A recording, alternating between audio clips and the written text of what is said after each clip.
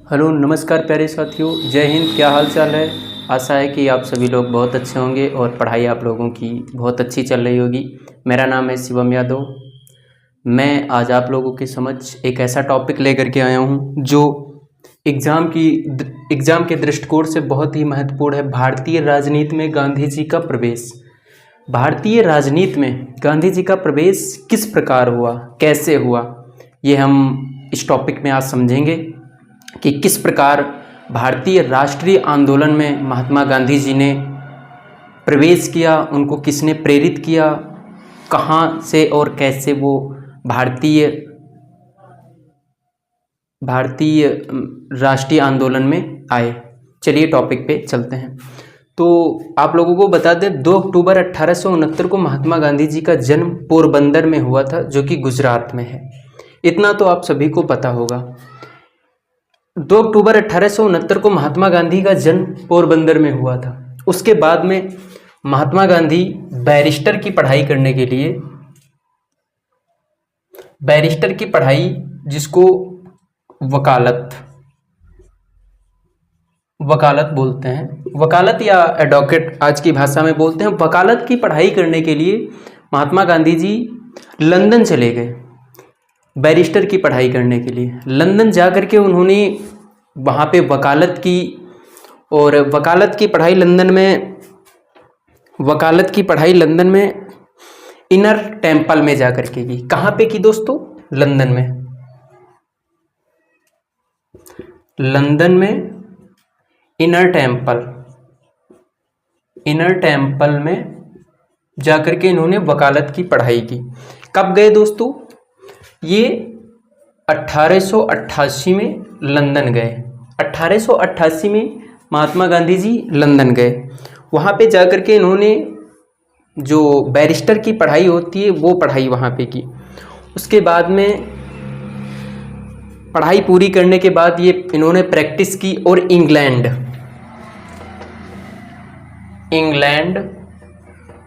एक high court है, England एक हाई कोर्ट में इन्होंने प्रैक्टिस की। वहाँ पे ये काम करने लगे।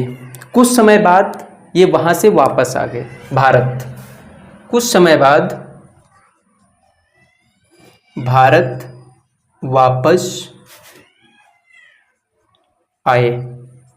उसके बाद जब ये भारत वापस आए तो इन्होंने बॉम्बे हाई कोर्ट में प्रैक्टिस की। वहाँ पे प्रैक्टिस तो कर ही चुके थे। बॉम्बे हाई कोर्ट में इन्होंने काम किया, वकालत की, लेकिन वहाँ पे अच्छा काम ना मिलने के कारण ये उसके बाद साउथ अफ्रीका चले गए एक केस के सिलसिले में।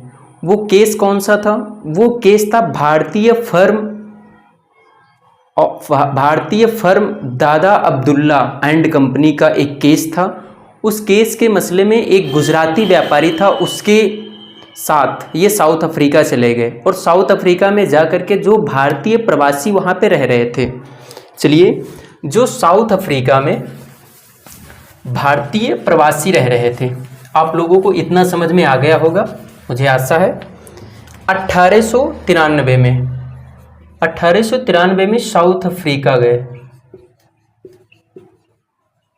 साउथ अफ्रीका चले गए महात्मा गांधी। जो केस का नाम था उसका नाम था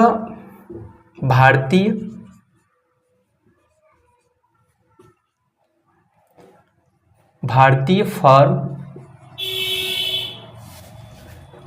दादा अब्दुल्ला एंड कंपनी। भारतीय दादा अब्दुल्ला एंड कंपनी, ये केस था। केस के मामले में साउथ अफ्रीका पहुंचते हैं। उसके बाद गए किसके साथ में थे? एक गुजराती व्यापारी था, उसके साथ में ये साउथ अफ्रीका पहुंचते हैं। साउथ अफ्रीका में जाने के बाद इन्होंने वहाँ पे बहुत अच्छा काम किया और इस केस को, क्योंकि ये पुराना केस था, वहाँ पे पुराना केस था, इस केस को इन्होंने सॉल्व कर लिया। ये जो केस था सॉल्व कर लिया। जब ये केस सॉल्व हो गया तो यहाँ साउथ अफ्रीका में महात्मा गांधी की बहुत अच्छी एक छवि बन गई, वहाँ पे इन्हें लोग बहुत पसंद करने लगे। उसके बाद में एक वहाँ पे नियम था 1894 में, जो भारतीय प्रवासी थे 1894 में एक संगठन बनाया। उस संगठन का नाम आप कमेंट में बताएंगे, मैं तो आगे बताऊंगा। वो संगठन बनाया, वो संगठन किससे रिलेटेड था ये मैं पहले बताऊंगा। उस संगठन का जो मतलब था, उसका बनाने का एक ही पर्पस था, जो प्रवासी भारतीय थे, जो साउथ अफ्रीका में प्रवासी भारतीय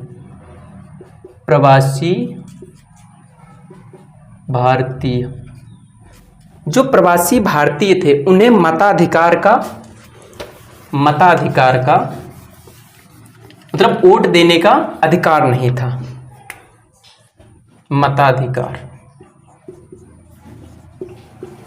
मताधिकार का वोट देने का अधिकार नहीं था। उस एक्ट का नाम क्या था? Natal Indian Congress.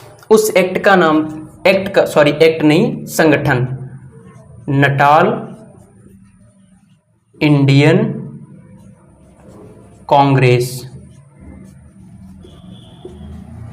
Indian Natal Congress, ये संगठन का गठन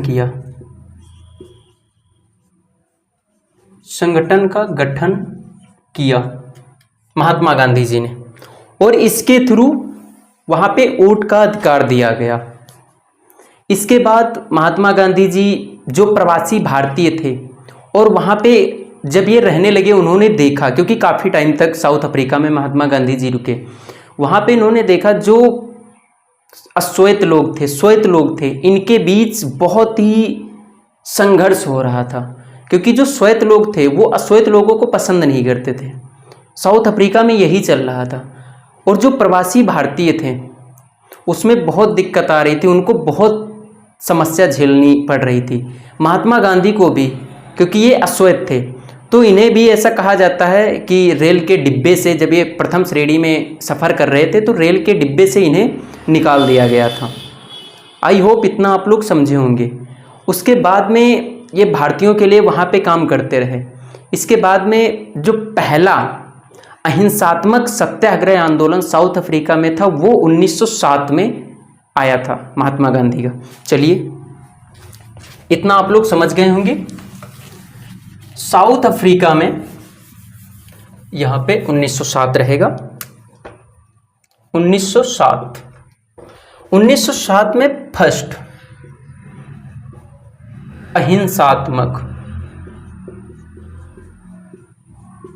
अहिंसात्मक सत्याग्रह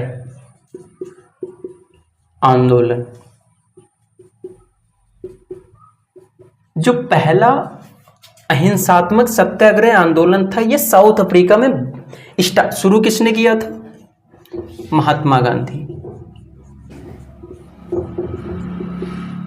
गांधी ने इसे शुरू किया था। जो पहला अहिंसात्मक सत्याग्रह आंदोलन था ये महात्मा गांधी जी ने शुरू किया था। इसमें भी बहुत सारी जो मांगे थी प्रवासी भारतीय की, जो प्रवासी भारतीय थे उनकी जो मांगे थी, और उसके बाद जो अश्वेत लोग थे उनकी मांगों को स्वीकार किया गया। उसके बाद में साउथ अफ्रीका की जो सुप्रीम कोर्ट है, इतना समझ में आ गया? इसके आगे चलें। साउथ अफ्रीका के सुप्रीम कोर्ट ने एक निर्णय दिया। कौन सा निर्णय दिया? सुप्रीम कोर्ट ने निर्णय, उसमें उस निर्णय में कहा गया कि अगर इस निर्णय के तहत कहा गया कि अगर कोई भी व्यक्ति बिना मतलब हिंदू धर्म या मुस्लिम धर्म या पारसी धर्म या किसी अन्य धर्म के अनुसार शादी करता है तो वो शादी अवैध मानी जाएगी, और उसके बाद उससे जो बच्चे पैदा होंगे, उनकी जो संतान होगी, वो भी अवैध मानी जाएगी। तो किसी अन्य धर्म के अनुसार, किसी अन्य धर्म के अनुसार की गई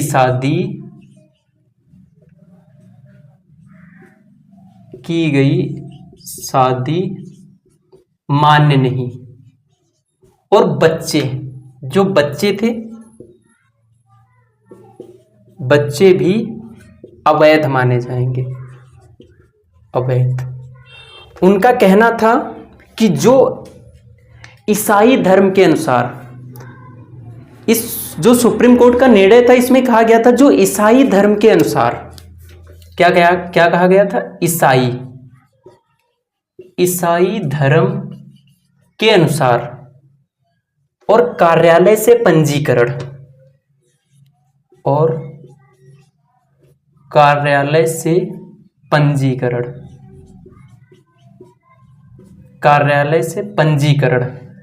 करा लोगे। ईसाई धर्म के अनुसार शादी होनी चाहिए और कार्यालय से पंजीकरण होना चाहिए, तभी वो शादी वैध मानी जाएगी और उससे पैदा हुए बच्चे वैध माने जाएंगे, ऐसा कहा गया था। फिर महात्मा गांधी जी ने 6 नवंबर 1913 ये निर्णय दिया था 1913 में। सुप्रीम कोर्ट ने ये जो निर्णय दिया था ये 1913 का था। फिर इसके बाद में, क्योंकि महात्मा गांधी तो वहां आंदोलन कर ही रहे थे, ये जो निर्णय आया था इसी के संबंध में, ये जो निर्णय सुप्रीम कोर्ट का आया था 6 नवंबर 1913 को महात्मा गांधी जी के द्वारा, महात्मा गांधी जी के द्वारा ये जो सुप्रीम कोर्ट ने निर्णय दिया था, इसी में महात्मा गांधी के द्वारा महात्मा गांधी ने आंदोलन फिर से किया, क्योंकि ये वहां पे मान्य नहीं था। सत्याग्रह यात्रा निकाली महात्मा गांधी जी ने। कौन सी यात्रा? सत्याग्रह यात्रा, साउथ अफ्रीका में 6 नवंबर 1913 को महात्मा गांधी जी ने सत्याग्रह, और इसमें बहुत से लोग जुड़े इनके साथ में, काफी लोग वहां के। सुप्रीम कोर्ट को ये निर्णय वापस लेने पे बाध्य होना पड़ा और बाध्य हुए भी। सुप्रीम कोर्ट ने अपना ये निर्णय वापस ले लिया। अब तक सुप्रीम कोर्ट ने, जब ये यात्रा सत्याग्रह यात्रा निकली तो सुप्रीम कोर्ट ने अपना निर्णय वापस ले लिया। अब ऐसा कह दिया गया कि आप किसी भी धर्म के अनुसार शादी कर सकते हैं और कार्यालय में पंजीकरण कराने की कोई आवश्यकता नहीं है। उसके बाद में महात्मा गांधी की साउथ अफ्रीका में बहुत ही अच्छी छवि बन चुकी थी, ऐसे बहुत ही पॉपुलर हो गए थे वहां पे।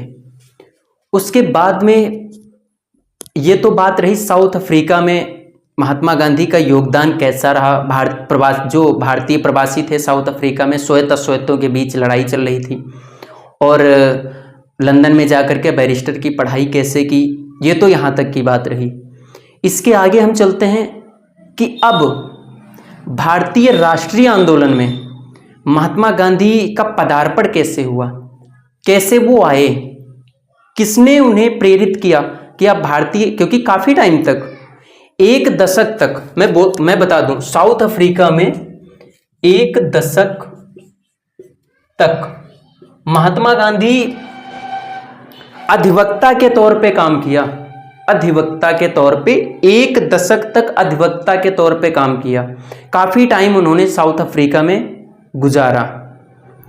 कई अवसरों पे महात्मा गांधी को अपमान भी सहना पड़ा। एक बार एक केस के सिलसिले में महात्मा गांधी सुप्रीम कोर्ट पहुंच गए, तो वहां पे जो यूरोपियन जज था, क्योंकि जो महाराष्ट्रियन और गुजराती लोग हैं वो लोग पगड़ी सर पे बांधते हैं, ऐसे सर पे पगड़ी बांधते हैं।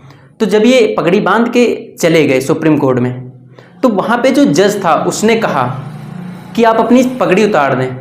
महात्मा गांधी जी ऐसा करने पे, मतलब ऐसा नहीं कर सके, वो वहाँ से निकल आए, क्योंकि उनका भी आत्मसम्मान था। उन्होंने कहा मैं अपनी पगड़ी नहीं उतारूंगा, मैं यहाँ से बाहर चला जाऊंगा और इसके विरुद्ध में लड़ाई लड़ूंगा। उसके बाद में ये तो बात यहाँ तक की रही। अब हम चलते हैं कि भारत में भारतीय राष्ट्रीय आंदोलन में महात्मा गांधी का पदार्पण कैसे हुआ, जैसे कि टॉपिक भी है राजनीति में कि कैसे पदार्पण हुआ, किसने उन्हें फोर्स किया। इसके पहले तो महात्मा गांधी का साउथ अफ्रीका में बहुत ज़्यादा योगदान है। आई होप कि इतना समझ में आया होगा। चलिए आगे। भारत में गांधी जी, भारत में गांधी जी का आगमन कैसे हुआ। भारत में गांधी जी 9 जनवरी 1915 को आए थे, ऐसा सभी लोगों को पता है, जानते हैं। 9 जनवरी 1915 9 जनवरी 1915 को महात्मा गांधी जी भारत में आए। इससे पहले भी महात्मा गांधी जी भारत आ चुके थे। 1901 का कांग्रेस अधिवेशन जो कलकत्ता में हुआ था, उस टाइम का कलकत्ता था, वहां पे गांधी जी ने भाग लिया था सबसे पहले, फर्स्ट टाइम कांग्रेस का अधिवेशन, 1901 का अधिवेशन, कलकत्ता अधिवेशन। जो कलकत्ता अधिवेशन था वहां पे महात्मा गांधी जी आए। इसके हेड कौन थे? कलकत्ता हेड कौन थे? इनके हेड थे दिनसा एडुल्जी, सर दिनसा, नीचे दिख नहीं रहा होगा, दिख रहा है, सर दिनसा एडुल्जी, ये हेड थे। और ये पारसी राजनीतिज्ञ थे। ये जो सर दिनसा एडुल्जी थे, पारसी राजनीतिज्ञ, ये पारसी राजनीतिज्ञ थे। जो ये दिनसा एडुल्जी जी थे, सर दिनसा एडुल्जी, ये पारसी राजनीतिज्ञ थे। उसके बाद में 9 जनवरी 1915 को महात्मा गांधी का भारत में आगमन होता है। यही आगमन माना जाता है। आ तो उसके पहले भी चुके थे। 9 जनवरी को मेरे प्यारे साथियों क्या मनाया जाता है? प्रवासी दिवस। 9 जनवरी को प्रवासी दिवस मनाया जाता है। ये फर्स्ट टाइम कब मनाया गया था? पहली बार मेरे प्यारे बच्चों कब मनाया गया था?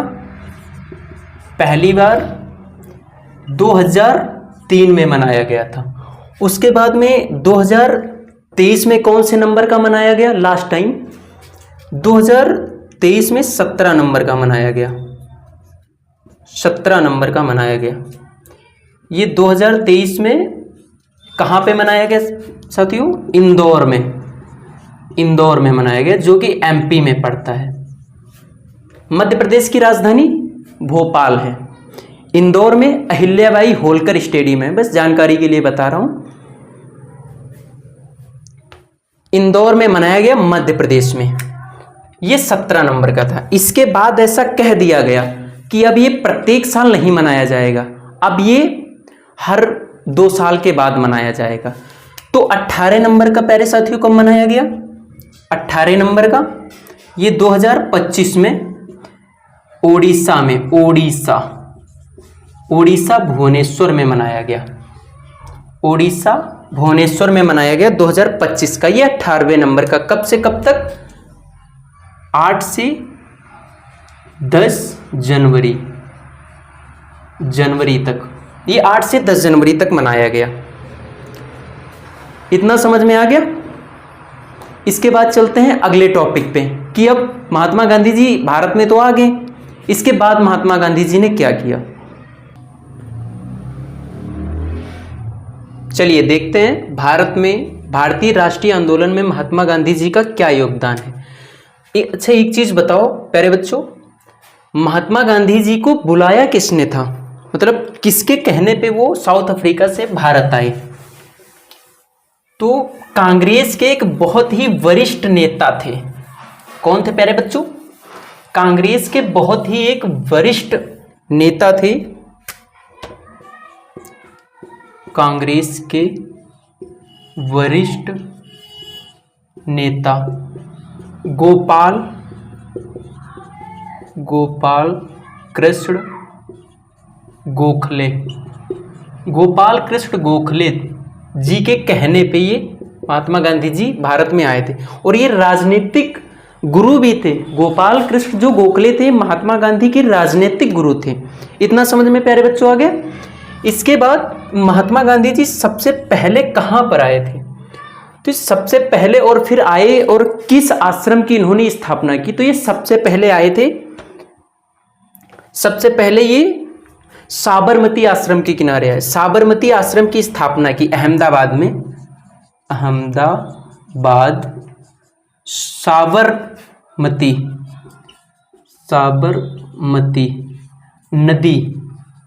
नदी के किनारे, साबरमती नदी के किनारे 25 मई 1915 साबरमती आश्रम की स्थापना की।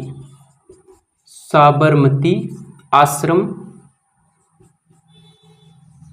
आश्रम की स्थापना, साबरमती आश्रम की स्थापना की 25 मई को महात्मा गांधी जी ने।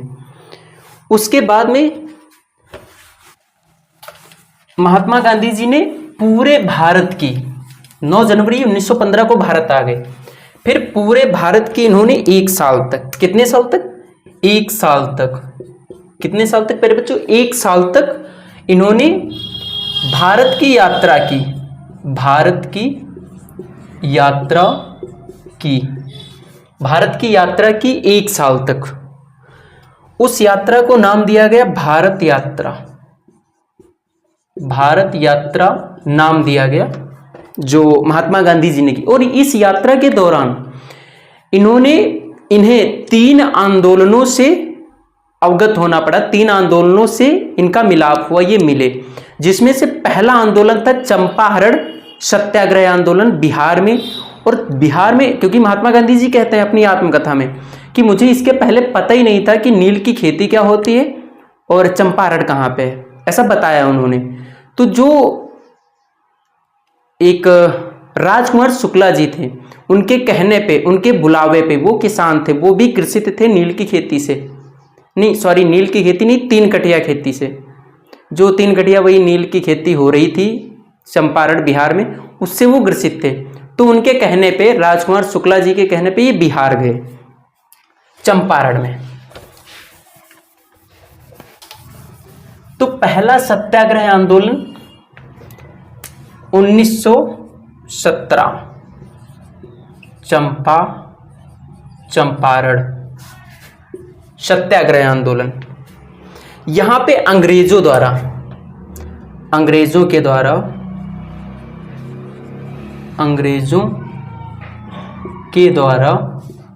के द्वारा जो वहां के किसान थे, उन्हें कहा जाता था कि आप अपनी भूमि पे, अपनी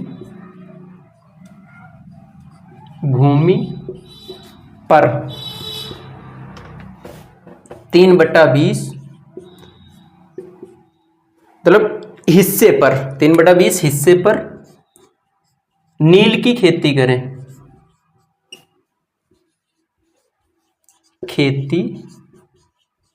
करें अंग्रेजों के द्वारा।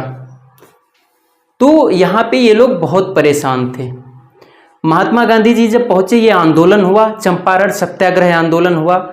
इस आंदोलन का नाम क्या पड़ा, ये जो चंपारण आंदोलन था, सत्याग्रह, इसका नाम क्या पड़ा प्यारे बच्चों, सविनय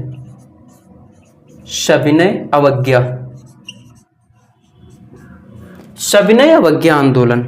सविनय अवज्ञा आंदोलन का मतलब होता है कि अपनी बात को साधारण पूर्वक रखना कि मेरी ये मांगे हैं और आप पूरी करें, उसमें कोई हिंसा नहीं करना। ये आंदोलन सफल हुआ महात्मा गांधी जी के नेतृत्व में और सरकार ये चीज़ मानने पे बाध्य हो गई, मानी उसने, वहाँ के जो शासक वर्ग थे, कि कोई जोर जुलूम नहीं है कि आप खेती करें ही, नील की खेती करें। ये सफल आंदोलन सफल हुआ गांधी जी के नेतृत्व में। उसके बाद में अहमदाबाद, उसके बाद में दूसरा जो आंदोलन हुआ वो अहमदाबाद का था। 1918 अहमदाबाद मिल मजदूर, अहमदाबाद मिल मालिक और मजदूरों के बीच संघर्ष। अहमदाबाद मिल मजदूरों के बीच का संघर्ष था। यहां पर पहली बार महात्मा गांधी जी ने, क्योंकि महात्मा गांधी जी के नेतृत्व में हुआ, तो पहली बार महात्मा गांधी जी भूख हड़ताल पर बैठ गए। भूख हड़ताल पर बैठे, पहली बार भूख हड़ताल पर महात्मा गांधी जी बैठे। ये किससे रिलेटेड था? ये प्लेग और बोनस से रिलेटेड मैटर था, उससे रिलेटेड। और वहां पे मजदूरों का कहना था कि मेरी मजदूरी 35% से बढ़ा दी जाए, ऐसा मजदूरों की मांग थी। और बाद में ये जब भूख हड़ताल का पहला आंदोलन हुआ अहमदाबाद महात्मा गांधी जी के नेतृत्व में, तो बातें मानी गई, आंदोलन सफल हुआ। उसके बाद में और एक चीज और बता दूं इसमें, ये जो अहमदाबाद मिल मालिक थे ये अंग्रेजी नहीं थे, ये अंग्रेज वर्ग के नहीं थे, ये हिंदुस्तानी ही थे। अंग्रेज वर्ग के ये जो थे ये नहीं थे, ये यूरोपियन नहीं थे। उसके बाद में आता है 1918 का खेड़ा सत्याग्रह आंदोलन। 1918 में खेड़ा सत्याग्रह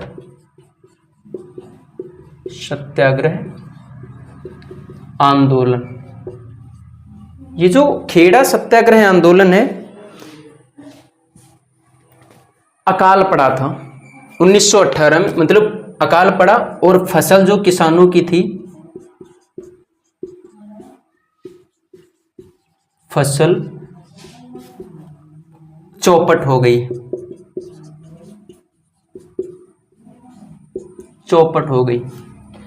फिर भी भू राजस्व देना था, भू राजस्व कर जो कर था उस पे सरकार ने छूट नहीं लगाई। ये जो किसानों की फसल चौपट हो गई अकाल से, उसके बाद में भी कर देना था, कर जरूरी देना। और प्यारे बच्चों, ये जो खेड़ा सत्याग्रह आंदोलन था इसका नाम क्या पड़ा? ये जो खेड़ा सत्याग्रह आंदोलन था, इस आंदोलन का क्या नाम पड़ा? ये इसका नाम पड़ा असहयोग आंदोलन। ऑल इंडिया लेवल का असहयोग आंदोलन अलग है और ये आंदोलन अलग है। असहयोग का मतलब होता है अहिंसात्मक तरीके से, हिंसा नहीं करना है, किसी को मारना पीटना नहीं है, अपनी बात मनवानी है। तो महात्मा गांधी जी ने वही किया। उसके बाद इसमें इस सत्याग्रह का नेतृत्व किसने किया? इसका नेतृत्व किया महात्मा गांधी और विट्ठल भाई पटेल ने। ये जो नेतृत्व था इसका, मतलब सत्याग्रह था, जो ये आंदोलन था इसका नेतृत्व किया विट्ठल भाई पटेल और महात्मा गांधी जी ने, दोनों लोगों ने मिलके। और इसमें बहुत भारी संख्या में लोग जुड़े इस आंदोलन में, जो ये खेड़ा आंदोलन था। इसी में महात्मा गांधी के अनुयायी सरदार वल्लभ भाई पटेल बने।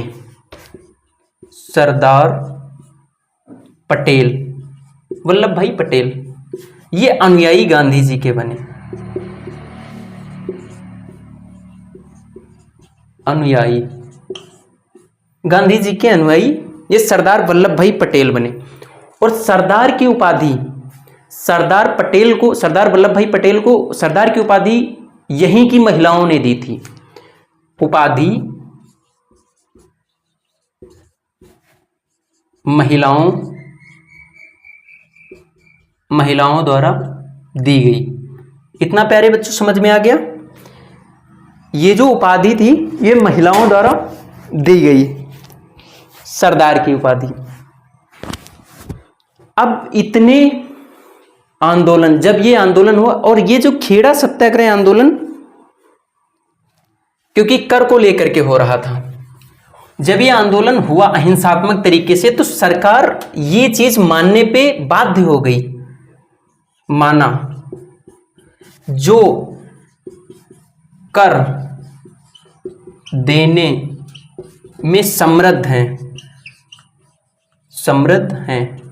वो कर दें, ऐसा सरकार ने कहा। जो कर देने में समृद्ध हैं वही कर दें, बाकी जो नहीं समृद्ध हैं उनसे कोई कर, कोई टैक्स नहीं लिया जाएगा। और महात्मा गांधी जी के नेतृत्व में ये आंदोलन सफल हुआ। महात्मा गांधी जी ने अपनी यात्रा के दौरान तीन आंदोलनों में भाग लिया और इन आंदोलनों में वो सफल भी रहे। इसके बाद में महात्मा गांधी की छवि एक बहुत बड़ी लेवल पे बन गई थी, बहुत सारे उनके अनुयायी हो चुके थे। महात्मा गांधी जी को महात्मा की उपाधि रविंद्रनाथ टैगोर ने दी थी चंपारण सत्याग्रह आंदोलन में। कई विद्वानों का मानना है कि वहाँ के किसानों ने ये उपाधि दी थी महात्मा गांधी जी को महात्मा की, लेकिन प्रमाण तो यही मिलता है कि रविंद्रनाथ टैगोर ने पहली बार उन्हें महात्मा की उपाधि दी। खैर विद्वानों के मत हैं, जैसा मुझे पढ़ाया जाता है, जैसा मैंने पढ़ा है वो मैंने बताया आपको। उसके बाद में जो प्रमाण मिलते हैं वही कि रविंद्रनाथ टैगोर ने महात्मा गांधी को महात्मा की उपाधि दी। और रविंद्रनाथ टैगोर के अलावा B.R. अम्बेडकर ने ये बात कही थी कि महात्मा गांधी में मुझे महात्मा के गुण कोई ऐसे नहीं दिखाई देते हैं जो एक महात्मा में होने चाहिए, तो मैं महात्मा क्यों मानूं? महात्मा वाले गुण नहीं हैं गांधी जी में। उसके बाद सुभाष चंद्र बोस जी आए, जो कि महात्मा गांधी के बहुत सारे विचारकों के आलोचक थे, बहुत सारे विचारों के। सुभाष चंद्र बोस थे, सुभाष चंद्र जी ये विचारों के, महात्मा गांधी के जो विचार थे, आलोचक भी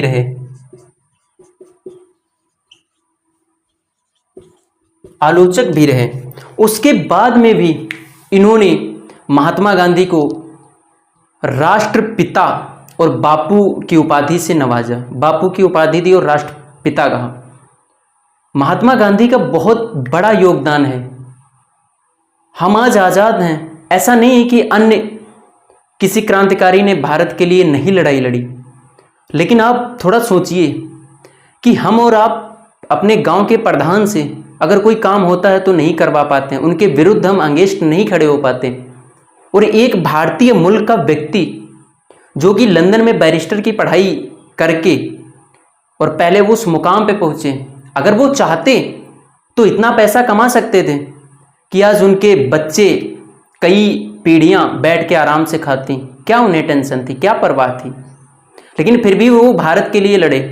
पहले साउथ अफ्रीका के लिए जो नस्लवादी समस्या थी, श्वेत और श्वेत भारतीय जो प्रवासी भारतीय थे वहाँ पे, उनके लिए लड़े, उनके लिए काम किया बतौर अधिवक्ता 1 दशक तक। उसके बाद में वहाँ लड़ाई लड़ी, कितना अपमान झेला, ट्रेन से बाहर फेंके गए, पगड़ी उतारने के लिए कहा गया, अन्य ना जाने कितने बहुत सारे उन्होंने अपमान सहे। उसके बाद भारत आए गोपाल कृष्ण गोखले के कहने पे। उसके बाद में भारत में लड़ाई लड़ी, और जब ये भारत आए थे 46 साल के थे मात्र, 9 जनवरी 1915 को जब आए थे।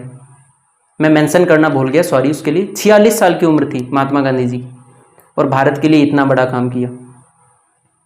और ऐसा नहीं है, हम हर क्रांतिकारी नेता का सम्मान करते हैं, सम्मान सभी का, लेकिन कोई अगर एक को लेकर के कुछ कहता है कि नहीं इन्होंने कुछ नहीं किया, तो वो चीज़ गलत है। जो व्यक्ति दूसरे देश का और दूसरे देश में जा करके वहाँ के नागरिकों के लिए लड़ाई लड़ सकता है, वहाँ तो वो ना पले ना बढ़े ना पैदा हुए, फिर भी तो सोचो कि जो व्यक्ति, और अंग्रेजों से लड़ाई लड़ ली उन्होंने, जिनका वर्चस्व अधिकांशतः देशों पे था, और आज हम और आप कहते हैं कि उन्होंने किया ही क्या। तो बहुत गलत बात है भाई, ऐसा नहीं बोलना चाहिए।